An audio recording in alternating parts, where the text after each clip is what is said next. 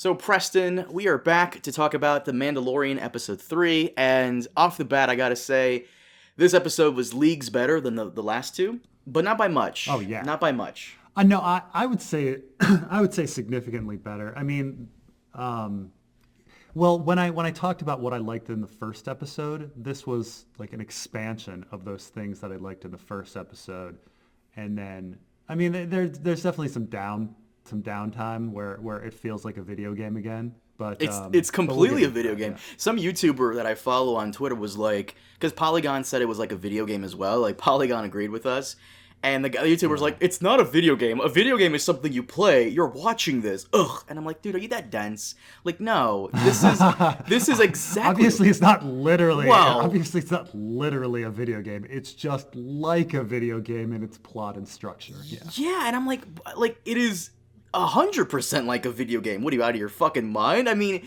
he just delivered his thing, and now he can go back and get the little quest item.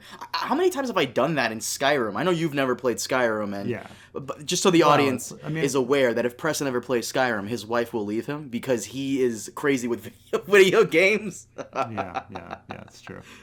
It's very true. But how many times in Skyrim, like, they'll give you a fetch quest to get, like, this amazing sword, and then I'll go and retrieve it and give it back, and then I'll just come back later when that person is sleeping in their house and just steal it. That's a thing. You can do it, and he's essentially doing that, but in a more badass way. Yeah, I mean, it's the same with any other game. I mean, even if you know Zelda, like the original Legend of Zelda on a very basic level, or if I used to play the Ultima games, which are like this. I mean, it's just, having side quests and getting an item, and the people being incredibly naive, the NPCs being just so naive. You kill the shopkeep's wife, and he still sells stuff to you like nothing happened. Right. Yeah, exactly. So the episode starts out, he's delivering Baby Yoda back to that guild planet thing, and he's walking through the streets, blah, blah, blah, blah, more cameos of random aliens and stuff from Star Wars universe. Which, by the way, are you sick of the cameos already? I'm not. I'm not. No, I mean, I guess it's fine. I guess it's fine.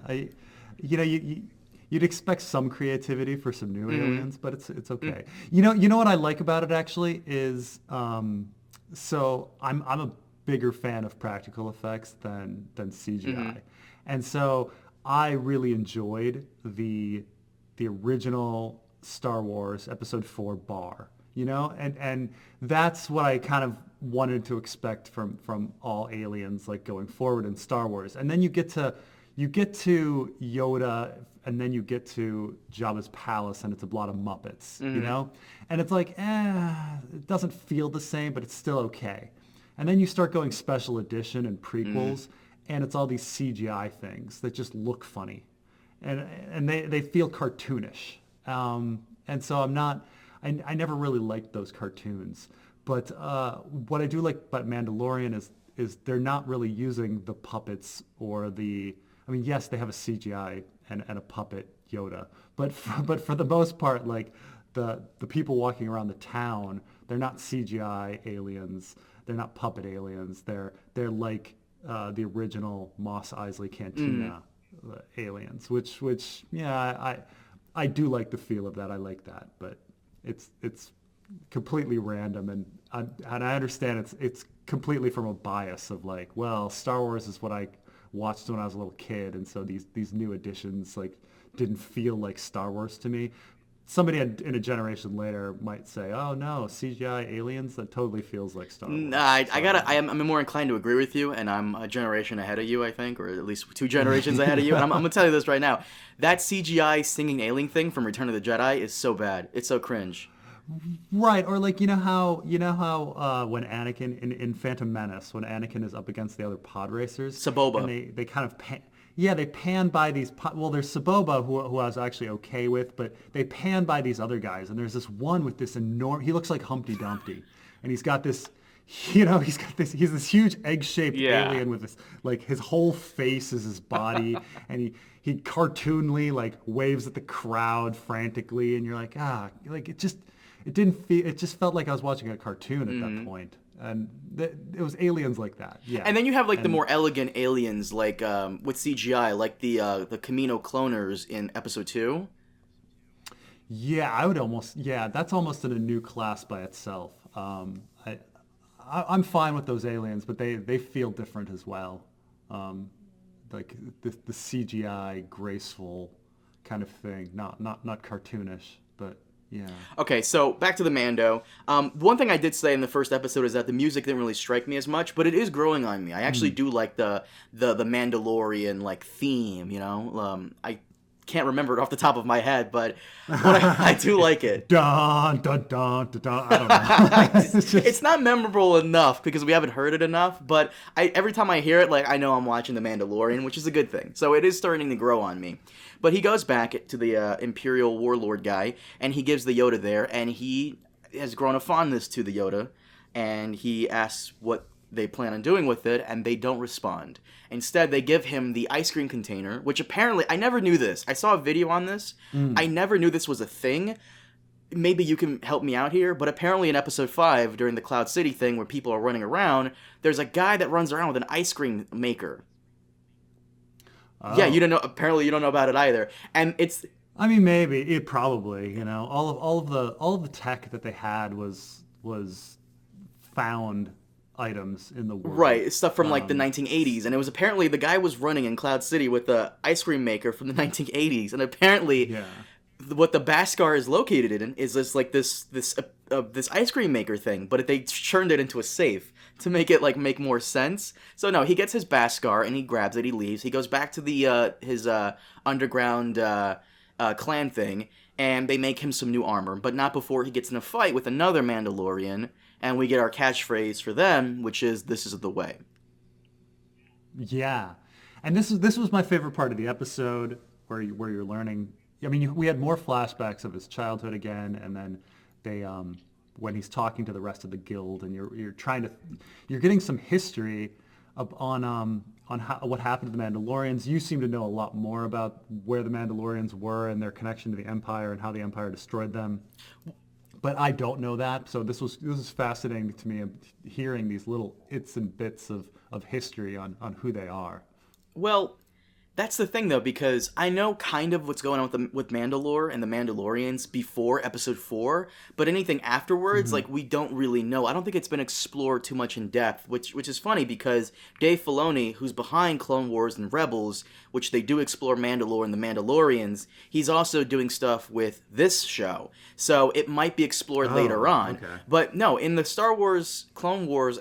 So one of the writers for Clone Wars... Or Rebels is on Mandalorian. Yeah, he's also doing. I think he directed an episode for Mandalorian. But here's the thing, though: in Rebels and Clone Wars, the Mandalorians took off their helmets. These guys apparently don't. Oh. So this might be. How do you take a bath? I mean, well, you gotta take off your helmet sometime. According to a video I saw, apparently they have their helmets while they go to the bathroom and while they have sex.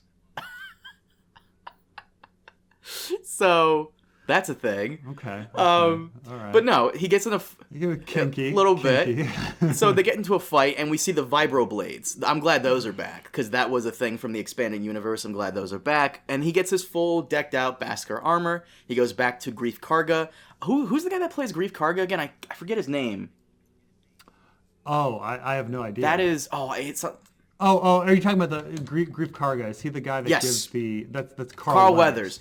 So he goes back to Carl Weathers, and I love how Carl Weathers is like, this is essentially like Star Wars slang for coke and whorehouses. Did you notice that? Like he goes, how about some spice, maybe the Twilight bathhouses, and I'm like, I like this. This is good. Like, we need the Star Wars version for like some of this dirty stuff, because we got it kinda in Episode 2 with Death Sticks. Remember that?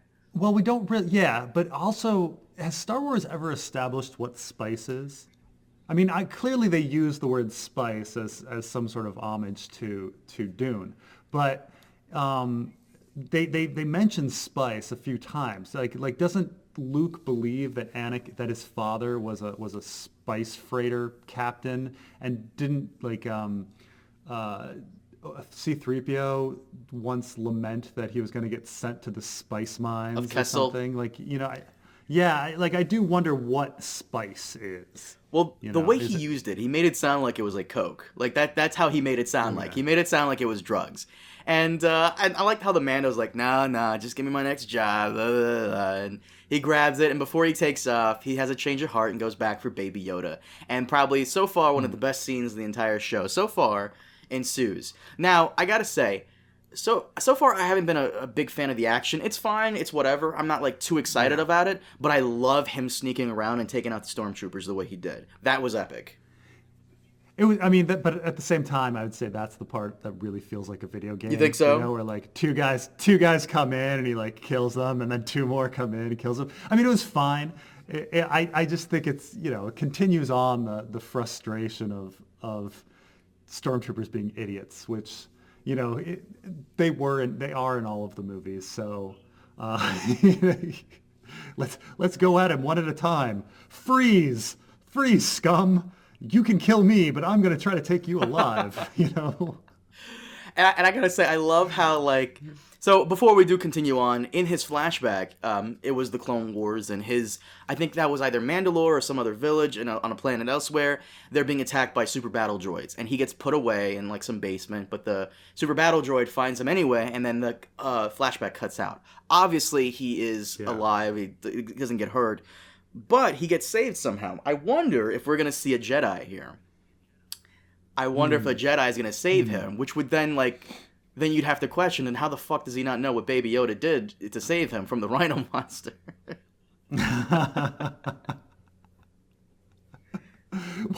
What's the Force? I don't... Oh. But okay, so he gets his armor decked out, he goes back, and apparently he encounters that scientist guy, and the scientist guy... The guy from the night before. Right, and the scientist guy is basically saying, no, I was trying to save him, and apparently they want something extracted from this alien. Now, people are thinking that they want the midi-chlorians extract. First off, I hate the concept of midi-chlorians, but I don't think you can extract that. Right, I mean, they're inside your cells, maybe. Who knows? But Star Wars technology is all over the place, so who knows? Like, we really thought they were going to clone... Oh, maybe they're going to try to extract the midichlorians and then put them into new clones. Like before we're like, oh, clone army of Yodas, which seems to be the easiest thing. But maybe they're trying to take out the aspect of his DNA or cells and then put it into new clones. Who knows? Now, the one thing I got into a brief argument with somebody who had a problem with us saying how midichlorians almost kind of ruins Star Wars a little bit, because I think it does. Like, it really removes the mystery of the Force when you break it down to a science, and they're like, nuh-uh, like, even midichlorians are still very mysterious. Well, yeah, post-destruction of the Jedi Order, because I'm sure the Jedi Order had way more, like, you know, information on it. We don't know anything about it now because it was briefly mentioned in Episode 1, but midichlorians does kind of ruin the mystery of the Force. It really does. I mean, I understand the point they're making. It's sort of like the old myth that the world is held up by a giant turtle, and then you're like, well, what holds up that turtle? Well, it's another turtle, and then it's turtles all the way down. But so it's sort of like, well, we answered, like, where does the Force come from? Well, the Force comes from midichlorians, but what the hell are midichlorians? Well, we still don't know. Like he does say that the midichlorians just help someone communicate with the Force, but it doesn't really describe what the Force is.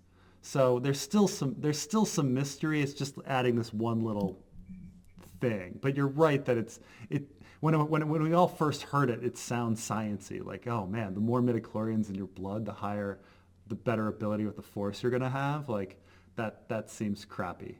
But well, apparently, supposedly from like a new book, the more midichlorians you have, the better chance of hearing the Force. Like you have something like that, but apparently it's not like power levels where the higher you have, the stronger you are. Apparently it's a better ability to hear the Force or something like that. I wish they kind of went into it.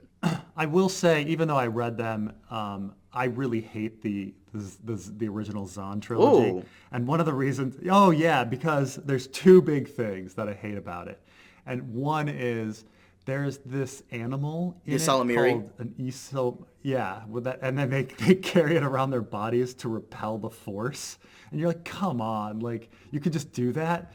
And then another one was they talk about Yoda. Later in the book, they talk about how Yoda was able to stay hidden. And they say, well, this dark Jedi died on his planet. And therefore, the dark Jedi power and the light Jedi power like counteracted each other. So it masked him. And so no one was able to find him. And it's just like, as if like dark side of the Force and light side of the Force are like positive, and negatively charged ions or something, or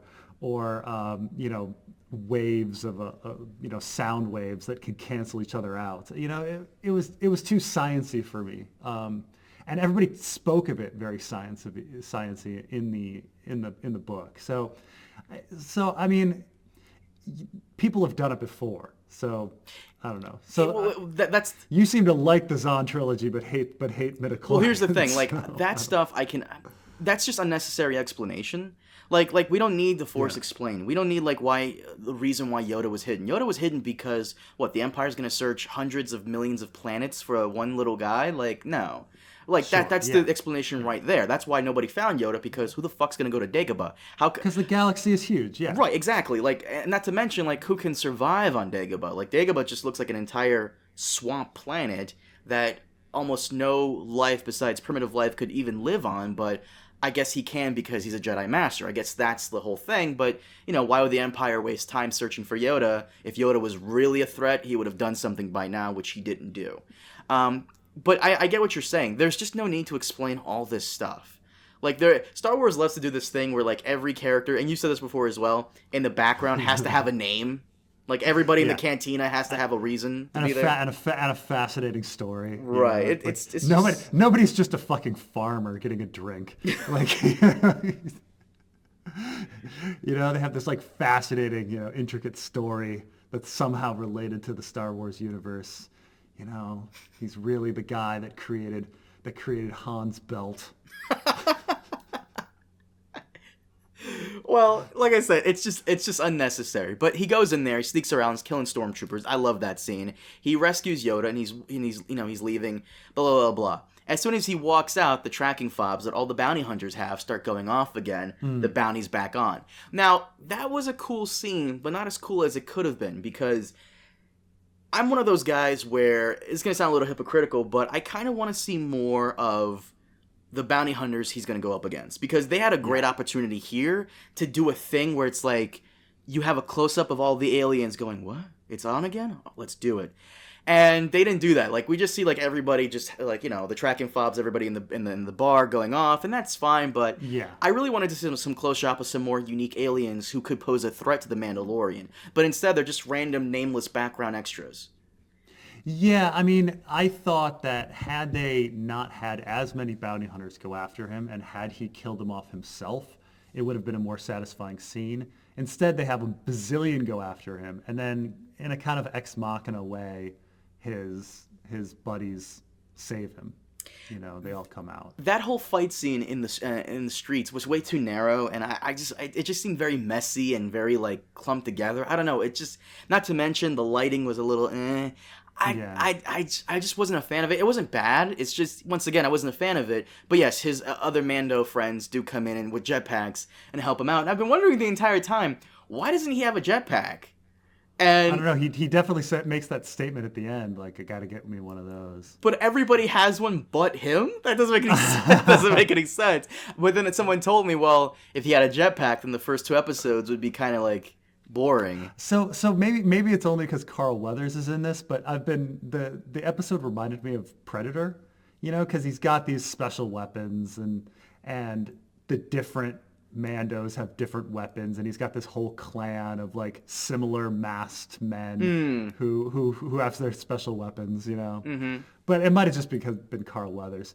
But I did feel, especially when he had his little needles come out and kill everybody. That was very Predator-esque. Yes, it was. And for some reason, Carl Weathers seems very out of place in this. Just the way he holds his gun. He does. And I think it's also I think it's odd to have famous people play characters in the Star Wars universe. When Star Wars happened, everybody was, Carrie Fisher, people knew of Carrie Fisher, but for the most part, like, people were kind of nobodies. I mean, Grand Moff Tarkin was probably the most famous person in the movie. Or no, actually, I'm sorry. Sir Alec Guinness, of course. Oh, right, of course. Was very famous. But the leads were kind of all fresh faces. And in the new trilogy, the leads are all fresh faces. And I guess, in the prequels, Natalie Portman was pretty known, as was Ian McGregor. But, and Qui-Gon. Samuel L. Jackson. But it does, Samuel L. Jackson. It does feel weird to me to have, because when you have an actor, all of the previous roles that actor plays get brought up in somebody's mind. Mm-hmm. You can't not think about that when you see somebody. When you're going to cast Arnold Schwarzenegger, you're always going to have like the Terminator and Commando and Predator in your head of, oh, this is the type of person, this is the type of character Arnold Schwarzenegger is, which is why when people start describing plots of an Arnold Schwarzenegger movie, they never remember the guy's name. Now, yes, occasionally people can be like, oh, it's Dutch. No, okay, fine, because you took one of his most famous movies. But if somebody was like, oh, do you remember his, Arnold Schwarzenegger's name from Twins? Do you remember his name from Kindergarten Cop? Do you remember his name from Commando? I don't. It's just Arnold Schwarzenegger from Seventh Day, and it's, so you just have that, It's Keanu Reeves. It's Bruce Willis. Like, at some point, you can say, oh, he's John McClane. No, he's just freaking Bruce Willis. Like, he's always going to be Bruce Willis. Everything that they do before, holds on to it, and so you're reminded of that. So, well, same with even people famous like Jack Nicholson. Like, he's always just going to be Jack Nicholson. Well, it's just something about Carl Weathers in this. Like, the way he holds his gun, the way he delivers his dialogue, it's just, I don't know. He just seems very out of place. Almost as though, like, he's not really into the whole Star Wars thing. He's just doing this as another job. Right, which is funny. That's I don't know if you ever saw Arrested Development, but Carl Weathers appears as himself on Arrested Development as this out-of-work actor willing to do anything, who's trying to like take people's money because he's just so desperate for stuff. He just seems very out of place. He just seems. I mean, he eats with Tobias at like Kentucky Fried Chicken, and afterwards he's like, I don't know what you're doing with those bones. You can take those bones and boil them down, make them into a soup. And you're like, what? You're gonna take the bones, the leftover bones from Kentucky Fried Chicken to make a soup, And so when I see Carl Weathers, I just now, like, since he played that desperate character, I think of him as this desperate character. Well, so there he was. It's definitely showing here, but he got some Beskar himself, and as the Mando's going on his ship, he gets back there in time to try to stop him, and I think the Mandalorian purposely shoots him in the place where he knows the Beskar armor is, because I don't think he's trying to completely kill Carl Weathers, but he's trying to get away, and I guess he still needs Carl Weathers for the foreseeable future. So I'm assuming at the very end of the show's history, Carl Weathers will come back and they're chill. Something will happen. Yeah, where they're cool I mean, again. I think you're right. I think they did establish the Mandalorian as a guy who's so good that he could shoot with pinpoint accuracy right there where he put the metal. And then we get the scene that I think is one of the most ridiculous scenes in the entire show's history, maybe. When he's on his ship, he's flying through the clouds. That heavy Mandalorian trooper guy is on his jetpack, and he's flying. This is something I will never understand with jetpacks.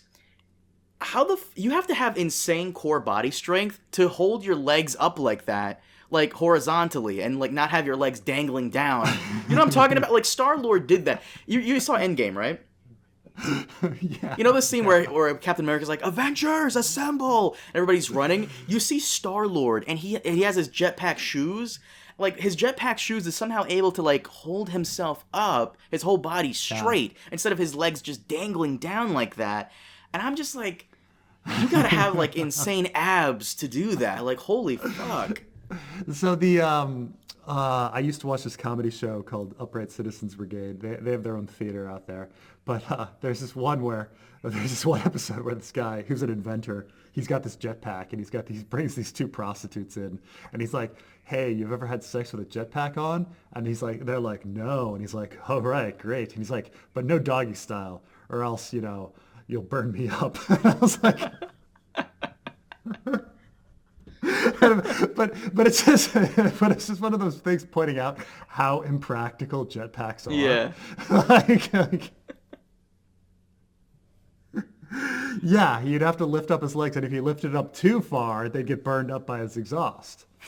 So, yeah, the jetpacks are ridiculous. I always hate when they do that. Like when they're jetpacking and like their body's like completely horizontal. It's like, but god damn, that core body strength you have to keep your legs up like that. Not to mention, you'd get so tired after a while just holding your legs up like that they would have to come down. It's just so stupid. Odd. It's odd. The entire image of people flying, the Superman flying, that you're going to be in a horizontal position. It doesn't really make any sense. Like, why would your body naturally be able to like get into this horizontal position? Like, supposedly to avoid wind resistance or something. Right. You want to be that direction. But why would your body like be like that? Why wouldn't you, I don't know, fly standing up? Flight doesn't even make sense. People talked about how you'd never be able to land or you'd be burned up by the air resistance and things like that. So I don't know.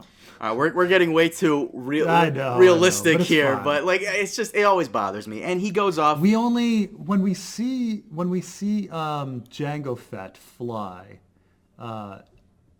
he only kind of flies up in the air, yes, right, in an upright position. Boba Fett does the same. Fight. Boba Fett's is like, yeah, he just kind of uses it as a jump. Yes. Like really quickly. Yeah, I guess we never see him like flying through the air. But these guys are doing it like airplanes, and no, no, stop it. But okay, so Mandalorian takes the baby and he leaves the planet, and I guess he's going to take the baby to some kind of hideout. I have no idea, but the episode ends. This episode, I gave the first one a 7. I gave this episode 2 a 6. I'll give this one a 7.5. Mm-hmm. For some reason, I'm still not wowed. Like, I'm still not, whoa, I'm not blown away. There is some cool stuff that has happened in the last 3 episodes, but I'm just not completely, like, utterly obliterated by, like, because every other reviewer seems to, like, just, explode in their pants with how amazing this is. I'm just not seeing it. Yeah, I mean, I don't think it's super amazing, but I would give this as a big improvement. I gave episode 1 and 2 both 5s. I would pop this one up to a 7. I think there was just a lot more plot. There's a lot more going on. Like we learned a lot more about who these warlords are and what they want and the Mandalorian culture and things like that. And so it just seemed more interesting. Now, what I did think was funny, so all of the Mandalorians came out to rescue our lead at the end. Mm-hmm. They felt obligated to protect one of their own, right? Mm-hmm. Yeah, so what about Boba Fett? So apparently, this is something, I forgot the YouTuber's name. I have to apologize to him later. But apparently, there's a video out there as to why, like, what's up with Jango Fett and how come Jango Fett wasn't a part of the Mandalorian, like, thing. Because in Star Wars Clone Wars, the cartoon, Obi-Wan does go to Mandalore at some point because the war eventually comes to Mandalore. And Obi-Wan actually talks to a Mandalorian politician, and Obi-Wan's like, by the way, I encountered one guy, his name was Jango Fett, and the Mandalorian politician was like, that Jango Fett was just a pretender. I don't even know where he got that armor from. So, maybe... And Clone Wars is considered canon now. Like, it is, like, canon. Like, everything else was thrown away except for Clone Wars and the movies, of course. So, apparently, I guess Jango and Boba are doing their own thing, staying away from all that stuff, because these guys are definitely in the whole clan thing. And I guess Boba and Jango are just solo Mandalorians. But you'd think that they'd get really insulted about somebody wearing their armor and they would want to come after them. Well, they do have that warrior mentality of like, if a Mandalorian is essentially defeated and his armor taken, that's a mark on their clan and on him specifically. Their clans really wouldn't care because they have their own thing going on, I guess. Yeah, I mean, this is so odd. So I used to watch a lot of Star Trek, and one thing that I always thought was weird about it was, so the one example we have of a Vulcan, the main one, is Spock. But Spock's not even a Vulcan. He's half Vulcan, half human, and he spent all of this time on Earth.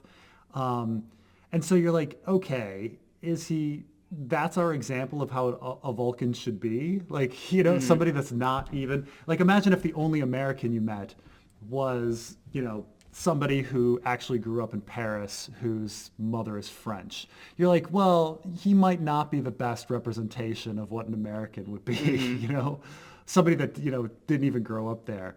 It's the same, like our big example of a Klingon is Worf. And it's like, well, Worf also like grew up on Earth, like, and was raised in a human family. And he's our big example of what a Klingon is, Right. So it's really weird to me that our quintessential Mandalorian that we know is Boba Fett. And then all of a sudden they're going to be like, oh, but Boba Fett was an exception. Well, like, why did you make him a Mandalorian then? Why did you build this other culture based on him that's completely different? That's just silly to me. And that's just very silly. And to invoke Game of Thrones in this, because that's what we always do every episode. It's like if some random guy was able to take House Stark's ancestral sword Ice, and then like, okay, fine, but they're all from Westeros. They're all Westerosi. Why would House Lannister or House Aaron care about that? It doesn't have anything to do with them. Yeah, they're all a part of like the same country and the same culture, kinda. But at the same time, like, why would the other houses care if like that's a black mark on House Stark? Not why would anybody else care? So I'm assuming that's the thing. Right. I mean, at least with Game of Thrones, like the one Targaryen that we really know is Viserys and Daenerys, and they are kind of crazy, and so you can kind of from that extrapolate how the other Targaryens were. So that's a pretty good example. So that lets us know. We're supposed to assume that the Dornish are kind of like Oberyn and Martell, crazy and full of life and this and this and this. I'm not so sure actually in the book, but because we later meet a whole bunch of Dornish that are not like that, and you're like, oh, maybe Oberyn is a bad example. But it's funny to bring the first person you meet from a culture, and you're going to represent that entire culture, and then you're completely not like that culture. Like Boba Fett, we don't even know where he got that armor. Like, what? That was an actual clip in the Clone Wars. I implore anybody to go check it out. I don't know if they were trying to retcon Jango and Boba being Mandalorians, or maybe that politician was just being an ass, trying to like save face in front of Obi-Wan. Who knows? But hopefully it gets answered in the future, because there's a lack of Boba Fett and Jango Fett content in the new canon. But overall, I think the reason I'm having a bit trouble giving this anything higher than a 7 is because you never see his face. You can't really connect with him. Like, other than this one like out of character moment for him where he asks the client questions about the bounty and goes back for the bounty, like you can't really get a sense of his personality. Like he's just there. Like he's just a nameless protagonist. He's like the Master Chief essentially, or Doom guy from Doom. Like you don't really get a sense of like who he really is. And I think that's why I'm having a hard time connecting with him, or with this show in general. And it's true. Even the people like, okay, so bulky guy was bulky Mandalorian. He almost gets in a fight with our lead, and he's really angry. But then later he comes in and helps save him and gives him that salute at the end. And you're like, well, what changed? Like, what was going on in that guy's personality? From the lines, we have nothing. So an actor can add a little more with, his emotions and his facial features and things like that, but we don't have that. So it's tough. There was literally no point in hiring Pedro Pascal for this if you're going to keep his helmet on the entire time, which I feel like they are. Yeah. Like the feeling, that feeling of do we know if he's getting attached to that baby? How do we know? Well, he's got that blank stare. He's probably also going to take the baby as his what do they call it, signet, because supposedly he was going to take the rhino, but he didn't. It wasn't a clean kill. He had help with the rhino, so he might take the baby Yoda as his signet, apparently his symbol or something, maybe later on. As a Yoda symbol, so like with like green ears. By the way, I'm also kind of expecting like us to have, once again, I apologize for bringing Game of Thrones back into this, but I'm kind of expecting us. I didn't know you liked. Were you into Game of Thrones? I'm expecting a Dark Star sort of situation with Mando here, because at one point in the book, doesn't Dark Star kind of get annoyed everybody mentions Arthur Dane? So I'm assuming like Mandalorian's probably gonna get annoyed everybody's mentioned Boba Fett, because Boba Fett's a very well known bounty hunter in the galaxy. That would be funny if somebody was like, "Oh, do you know Boba Fett?" And he'd just be like, "Why does everyone think that like I know Boba Fett? There's more Mandalorians than just Boba Fett."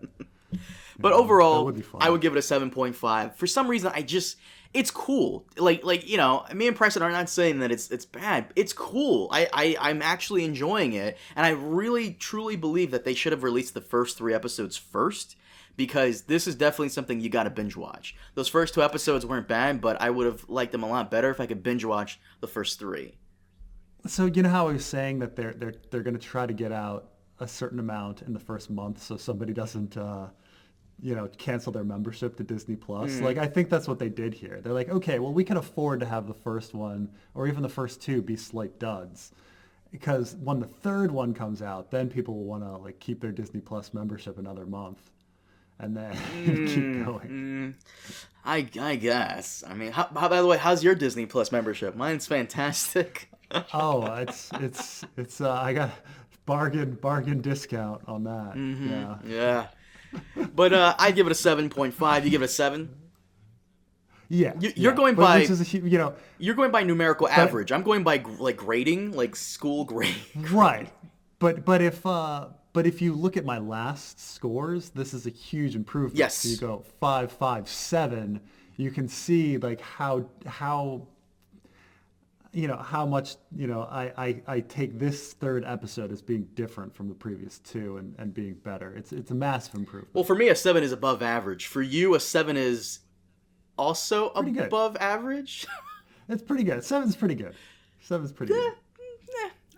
Sure, why not? Hopefully we can get some more stuff. I feel like as though a lot of the good stuff is going to come in when we get to see the other bad guy that they were referring to, those 2 Imperial guys were referring to, because apparently there's a man who wants Baby Yoda and wants something extracted for him, and that is the character we haven't seen yet, who has a Death Trooper squad. We saw him in the trailer, so I'm assuming it's going to crank up when we get to that. Not to mention, we're also missing another lead cast member. It's that woman, Giancarlo, I think her name is. We're missing her from the whole thing. She's supposed to be an ex-rebel commando who's supposed to fight on par with the Mandalorian. So we're missing 2 main people from the cast. We already have Grief Karga, we have the client, and we have Mandalorian guy. So how do you spell Giancarlo? Oh fuck. Is it J? G. I think it's Gianna Carlo. I think that's Carlo. Fuck, I forgot. I don't even know this woman's name. But she's supposed to be in The Mandalorian. I'm probably severely butchering her name. Just look up Mandalorian. Hold on. Oh, I see. Giancarlo Esposito? No, Giancarlo. No. She is Gina Carano. I'm so sorry. Well, I'm an asshole. Gina Carano, who is, I believe, she's in women's MMA. And she was also in Deadpool, by the way, as the female henchman to the main guy. Oh yeah. She's supposed to be in this as well. I see. So she's super tough, but hot enough to be the romantic interest of our Mandalorian. I don't know if she's gonna be the romantic interest, because I feel like it's gonna be like a Blade 1 situation. Remember the first Blade movie where you thought Blade and that girl were gonna get together and they just kind of part ways, like as friends. So that might be the thing. Yeah, but I will say that Star Wars is pretty light on romance. Yes. I mean, besides, it's a pretty sexless universe. Besides Han and Leia. Not even Han and Leia. Han and Leia was like kind of like a low-key thing compared to Anakin and Padme in Episode 2. Yeah, Anakin and Padme, which is, what incredible romance. Incredible romance. Well, Preston, so you would give it a 7. I would give it a 7.5. It wasn't bad, but it just somehow I don't know. I'm still waiting for that, like, 1-2 punch knockout from this show, and I'm just not getting it. It's not bad, but it's not wowing me enough. And hopefully it does that in future episodes. Well, yeah, no, I thought this was pretty good. I think if they're able to make the rest of the episodes as good as episode 3, then they'll do fine. Mm-hmm. They'll pass. I think, but that's the bar they need to be at. They need to stop with the first 2 episodes of nothing happening and keep the action going at the same pace of episode. I don't think episode 4 is gonna have a lot of action. It's probably gonna have him going to another planet where he's gonna try to keep the baby safe. Maybe a bunch of villagers that he's encountered on his journey, and maybe they'll start sending Imperial bounty hunters or whatever after him. Maybe, and then episode 5 will get a big fight. It seems like every episode he kills a bunch of random clones. Random nobodies. So the next episode there'll be a bunch of random nobodies that he kills. Hopefully. They need to keep that up because I want to see him keep killing people. I like that stuff. Faceless. You just want it to be John. I want him. Yes, this is what I want. I want him to be John Wick. Now that he has his armor, he needs to be John Wick. And so now, if whenever I see something like John Wick, I just think every person he kills, I start thinking about, some woman birthed that baby, raised that baby, changed its diapers, loved it, cared for it, breastfed it, it went to school, it had friends, it lived this whole life, and then it finally gets to this point in its life where it just gets killed by John Wick, as this disposable boom moment. And I'm just oh man, there was so much time and effort and potential and put into that person, and then they're just gone.